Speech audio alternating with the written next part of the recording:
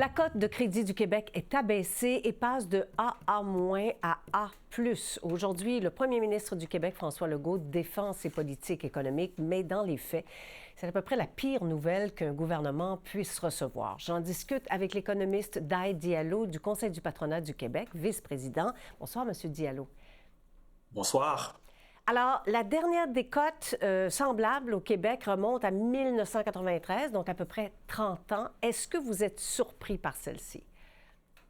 Vous savez, c'est préoccupant. C'est un signal important à prendre en considération. Cela fait de nombreux mois qu'au Conseil du patronat, on alerte sur la détérioration de notre environnement d'affaires au Québec et sur la nécessité d'avoir des finances publiques qui sont saines. Cette décote est ce signal-là que l'on doit prendre en considération pour faire mieux les choses au Québec. Donc, de toute évidence, on ne vous a pas écouté, M. Diallo.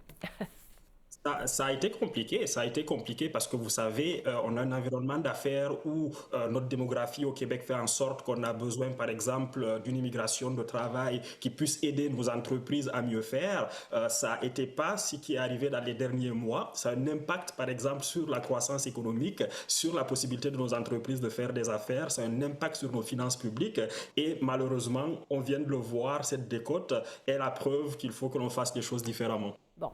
Alors, S&P, Standard Poor's parle de déficit d'exploitation persistant. Donc, qu'est-ce qu'il faut comprendre concrètement? Ce qu'il faut comprendre quand on regarde le budget du Québec qui a été annoncé en 2025, on a un record en termes absolus de notre déficit à 13,6 milliards de dollars.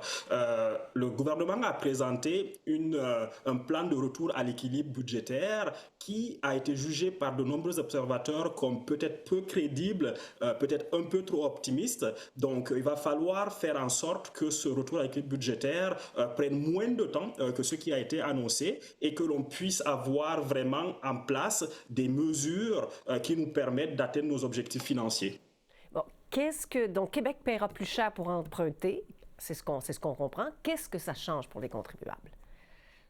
Pour les contribuables, vous savez, quand la décote a été annoncée, la possibilité qu'on ait à payer plus cher en termes d'intérêt sur notre dette est bien plus importante. Donc, ça veut dire que c'est plus d'argent qui est consacré par l'État à payer la dette publique du Québec. Donc, vu que c'est plus d'argent qui est consacré par l'État à cela, c'est moins d'argent qui pourrait être disponible pour certains projets de l'État, comme des projets en termes d'investissement d'infrastructures, en termes de services à la population, en termes vraiment de projets que l'on pourrait mettre en place pour améliorer l'innovation de nos entreprises, pour améliorer la productivité de nos entreprises. Donc, c'est de l'argent qui, malheureusement, va aller à payer une dette et c'est de l'argent qu'on aurait pu mettre dans d'autres postes budgétaires de l'État. Donc, ça risque d'avoir un impact important sur les finances publiques, même à long terme, parce que le temps qu'on s'occupe de rectifier le tir, les années auront passé et certains secteurs auront été moins financés, si je comprends bien.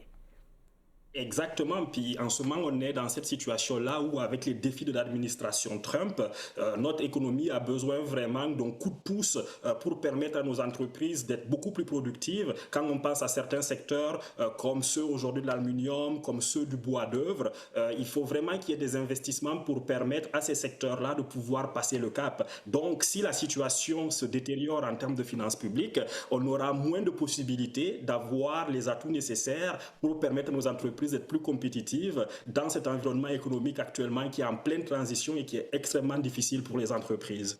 Alors, qu'est-ce que le gouvernement du Québec doit faire dans l'immédiat?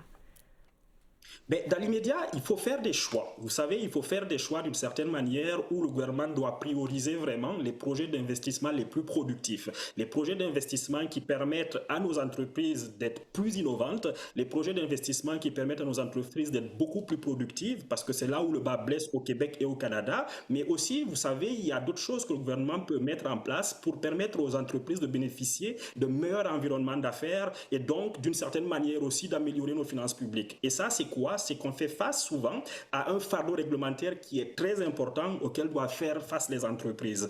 À ce niveau-là, il va falloir prendre des mesures qui viennent réduire ce fardeau réglementaire-là pour permettre à nos entreprises d'être beaucoup plus productives et leur permettre de créer plus de richesses collectives. Quoi, par exemple? Je vous donne un exemple. Quand on parle de fardeau réglementaire, tout à l'heure, je vous parlais de la main-d'œuvre. On vit une situation où on a un déficit démographique au Québec. En 2024, pour 100 personnes qui quittaient le marché, qui pouvaient prendre leur retraite, il y en avait 93 jeunes qui pouvaient arriver sur le marché du travail. Ça fait en sorte qu'on a besoin d'une immigration économique qui vienne aider nos entreprises à créer de la richesse. Par exemple, d'une immigration temporaire. Aujourd'hui, la paperasse est de plus en plus importante pour faire en sorte que ces entreprises-là puissent aller chercher des gens qui sont qualifiés, dont on a besoin, qui peuvent venir aider nos entreprises. Il y a des entreprises qui nous disent aujourd'hui on dédie des ressources à temps plein vu que la paperasse a augmenté, vu que les règles sont beaucoup plus importantes. C'est le genre de choses que le gouvernement pourrait réduire autant au Québec qu'au Canada pour aider nos entreprises dans une situation où il faut baisser le fardeau réglementaire. Est-ce que vous sentez qu'il y a une volonté publique de faire ça à court terme? Mais il est très certain que la décote de Standard & Poor's a sonné une alarme et donc il y a cette volonté-là du gouvernement de rectifier la barre quand on parle du Québec. Et par exemple, on a parlé de retour à l'équilibre budgétaire qui sera peut-être plus court dans le temps et il est très clair que le gouvernement doit aussi nous consulter, nous les organismes comme le Conseil du patronat du Québec, pour faire en sorte que tout ce qui est réglementation qui n'est pas vraiment nécessaire, tout à l'heure, on parlait par exemple de l'immigration temporaire, mais il y a aussi des réglementations en lien avec la capacité des entreprises à se financer, à innover, qui devraient être repensées pour permettre d'avoir vraiment une agilité plus importante pour nos entreprises. Est-ce que vous craignez que d'autres agences suivent la S&P? Ça, c'est ce qu'on va regarder dans les prochaines semaines parce qu'effectivement, S&P n'est pas seul sur le marché des agences de cotation. Il y en a d'autres comme Moody's. Là, c'est un signal qui est parti.